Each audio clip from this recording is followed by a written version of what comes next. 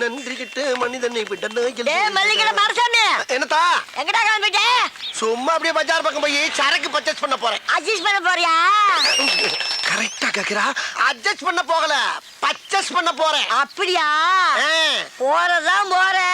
இந்த நாய உசுன்னு பத்திட்டு போ. அவ்வளவுதானே, பத்தி விட்டா போகுது.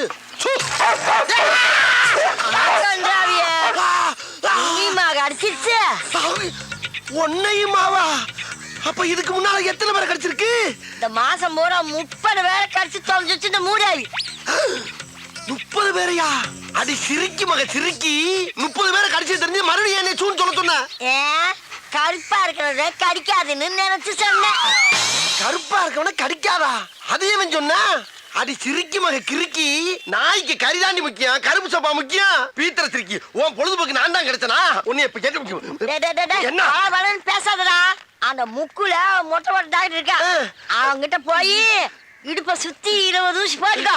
இல்லீனா விஷம் தலைக்கேறி வெறி புடிச்சு தெருவுல போற வாரம் கடிச்சு குதற போற. போடா.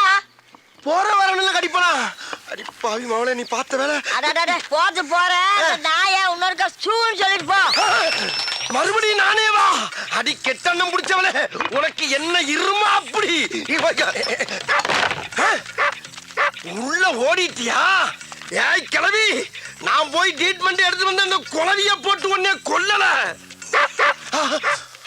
ஆஹா, அடுத்த ரவுண்டு கலாட் ஆயிருச்சே. அதை அட்ஜஸ்ட் பண்ணி கிளம்பிடா மாடசாமி.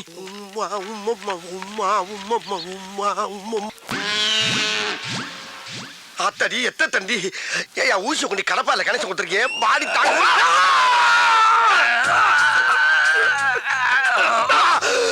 குரங்கு குரங்கு குரங்கு பிறந்த குரங்கு.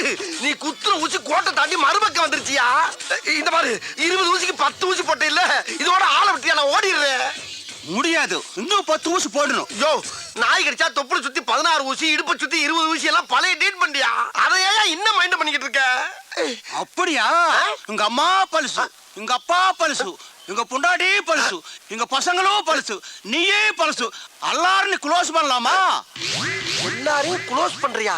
யோ, பழைய ட்ரீட்மெண்ட்டை க்ளோஸ் பண்ணியான்னா என் ஃபேமிலியை க்ளோஸ் பண்றேன்ற? ஐயா, இங்க பாரு, வேலை செய்யும் போது டிஸ்டர்ப் பண்ணுச்சுன்னா மூளை குழம்பி விஷமூசி எழுத்தி குத்தி கொண்டுடுவேன். விஷமூசி ஏத்துவியா? டேய், உன்னை பார்த்தா எனக்கு ஒரிஜினல் டாக்டர் மாதிரியே தெரியலடா. ஏதோ எமே மட்டில வந்த மாதிரியே தெரியுது.